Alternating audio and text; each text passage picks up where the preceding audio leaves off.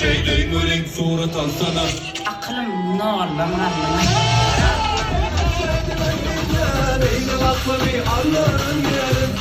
Yadıma düşen o oğlum gelmedi. Gönlümde biri var dedi. Ölsem inan yerim.